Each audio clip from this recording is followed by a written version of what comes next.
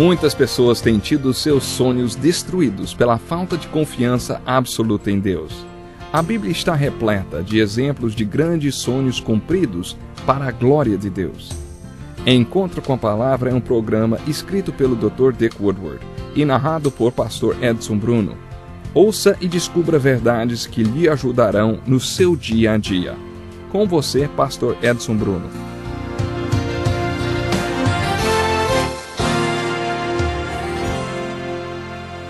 Que ótimo estarmos aqui para mais um Encontro com a Palavra, e você é bem-vindo. Essa aula é parte de um estudo de toda a Bíblia, do Gênesis ao Apocalipse. O propósito deste estudo dos 66 livros da Bíblia é dar uma visão geral e prática das Escrituras. Já estamos chegando ao final da primeira parte, ao último livro do Velho Testamento. Estamos chegando ao livro de Malaquias. Ouça esse trecho do livro de Neemias para conhecer um pouco mais sobre o contexto histórico em que o profeta Malaquias pregou. Neemias tinha restaurado os muros de Jerusalém na mesma época em que Malaquias exercia seu ministério. Ele era o governador dos judeus e também seu líder espiritual. Naqueles dias, via alguns judeus que haviam se casado com mulheres de Asdod, de Amon e de Moabe. A metade dos seus filhos falavam a língua de Asdod ou a língua de um dos outros povos e não sabiam falar a língua de Judá. Eu os repreendi e invoquei maldições sobre eles. Bati em alguns deles e arranquei os seus cabelos. Fiz com que jurassem em nome de Deus e lhes disse: não consistam mais em dar suas filhas em casamento aos filhos deles, nem haja casamento das filhas com seus filhos ou com vocês. Essas foram as palavras de Neemias. Era assim que Neemias resolvia os problemas do povo naquele tempo. O problema era que o povo judeu estava se casando com pessoas não judias que viviam na Terra Santa. O resultado era que seus filhos não estavam mais aprendendo o hebraico, a língua do povo de Deus. O profeta Malaquias, que vamos estudar agora, também viveu nessa época. Malaquias tinha uma maneira muito peculiar de pregar e tratar dos mesmos problemas mencionados nesse trecho de Neemias. Você deve se lembrar que os 3 últimos profetas do Velho Testamento são chamados de profetas pós-exílio, porque eles ministraram ao povo depois que o povo voltou do cativeiro da Babilônia. Vou repetir porque é muito importante. O cativeiro babilônico é um marco muito importante na história do povo hebreu. Os profetas são classificados de acordo com o exílio: pré-exílio, no exílio e pós-exílio. Os últimos 3 profetas no Velho Testamento, Ageu, Zacarias e Malaquias, são profetas pós-exílio. Todos eles viveram e ministraram depois que o povo de Judá tinha voltado do cativeiro da Babilônia. Ageu e Zacarias viveram na época do primeiro retorno da Babilônia. O objetivo deles era a reconstrução do templo. Ageu era muito prático. Ele pregava: sejam fortes e trabalhem, priorize o que tem de ser priorizado e construam o templo. Zacarias tinha uma maneira muito bonita de pregar. Mas a chave para a força deles está na visão. Por isso Zacarias tira o véu e dá ao povo de Judá visões gloriosas de Deus, porque ele sabia que daquelas visões de Deus o povo receberia forças para reconstruir o templo e terminar a tarefa. Passaram-se 100 anos entre Ageu e Zacarias, que viveu e pregou na mesma época que Malaquias. 100 anos é muito tempo. Malaquias surgiu uns 10 anos depois de Neemias e Esdras, mas nem Esdras nem Neemias mencionam Malaquias. Malaquias abordou os mesmos problemas que Neemias. Apesar de Neemias ser mais severo em sua abordagem, ele não conseguiu extinguir o problema. 10 anos depois, quando Malaquias iniciou seu ministério, aqueles problemas ainda existiam. Esses problemas abordados por Malaquias e por Neemias não eram os mesmos que o povo tinha quando saiu para a Babilônia.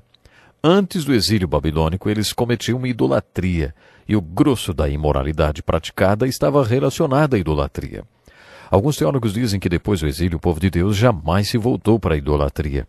Aparentemente, eles aprenderam a lição. Jeremias profetizou que eles seriam reciclados e que, como um oleiro, Deus faria deles vasos novos.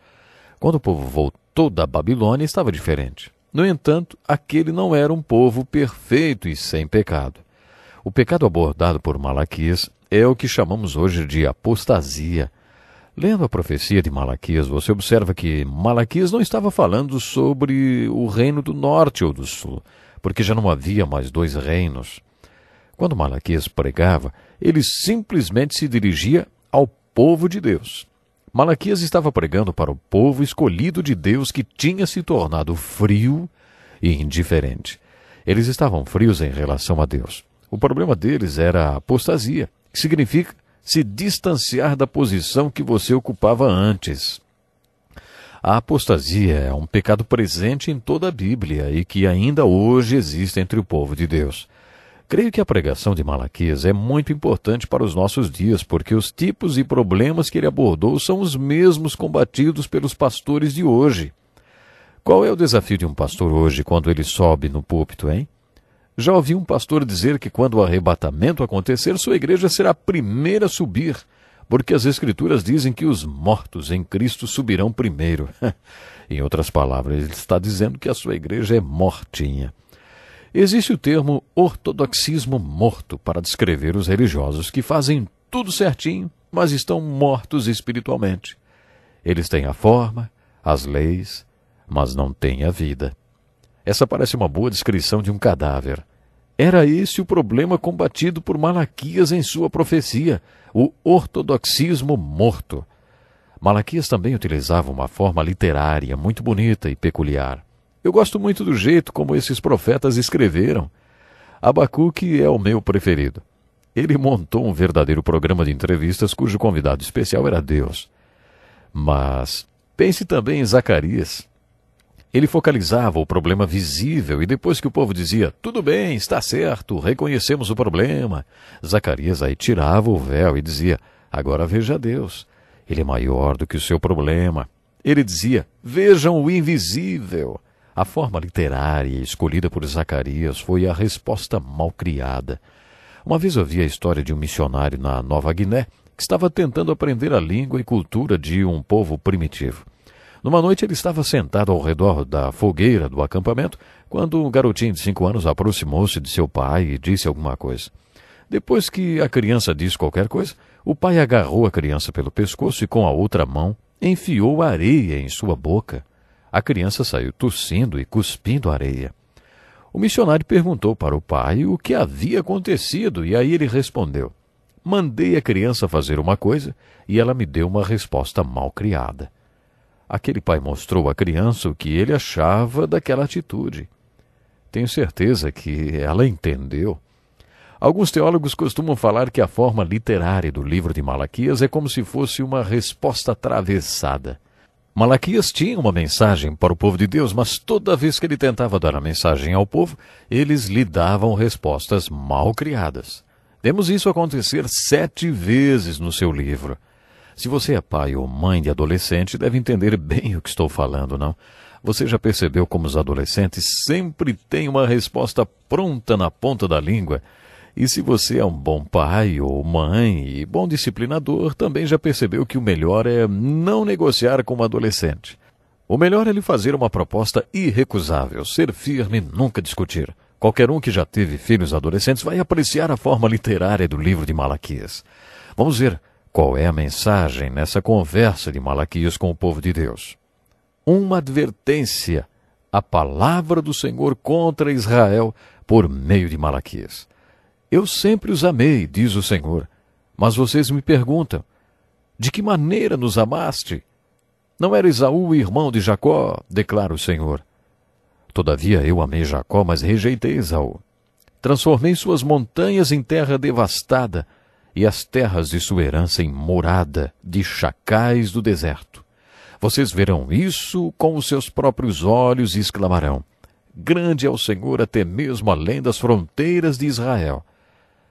Essa é a primeira parte da mensagem de Malaquias que vem como uma resposta atravessada. Uma advertência, a palavra do Senhor contra Israel por meio de Malaquias. Eu sempre os amei, diz o Senhor.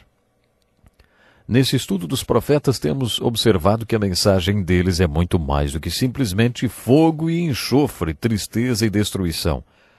eles também têm uma mensagem de esperança. Cada uma das profecias termina com uma mensagem positiva. A esperança que eles pregavam era a única que o povo de Deus tinha. Todos eles apresentam ao povo um Deus amoroso. E por causa desse amor, Deus os enviou para a Babilônia. E por causa desse amor, desse mesmo amor, Deus os estava trazendo de volta.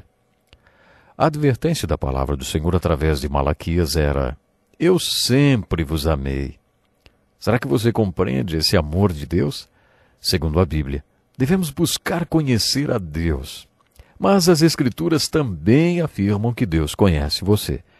No Salmo 139, Davi diz que Deus conhece tudo a seu respeito, quando você levanta e quando você se deita. Ele sabe até a quantidade de fios do seu cabelo. Ele conhece todos os seus dias. Deus sabe tudo sobre você. É importante que você também saiba disso.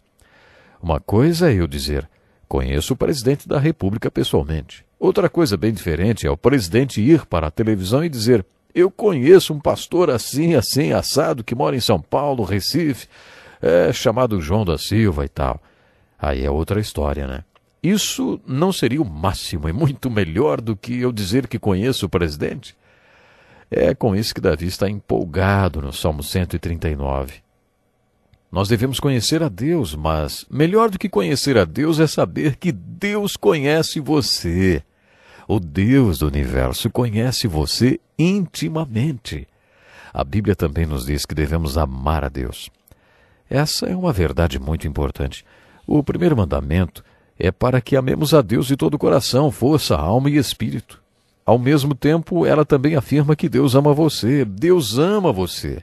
Você precisa entender que Deus nos ama.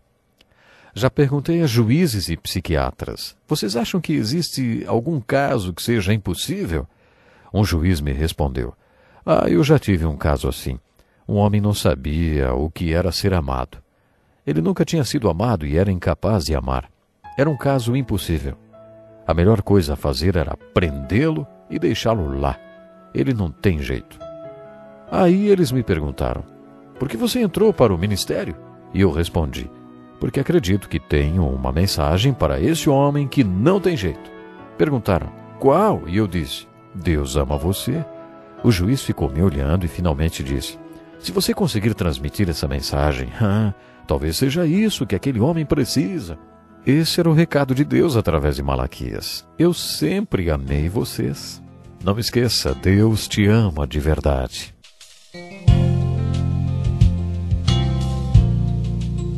Que lição importantíssima.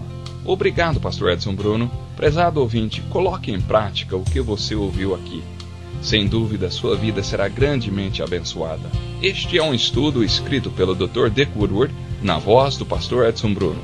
Escreva-nos e solicite o material. Nosso endereço é Encontro com a Palavra, Caixa Postal 2011, CEP 89201-970, Joinville, Santa Catarina. Até o nosso próximo Encontro com a Palavra.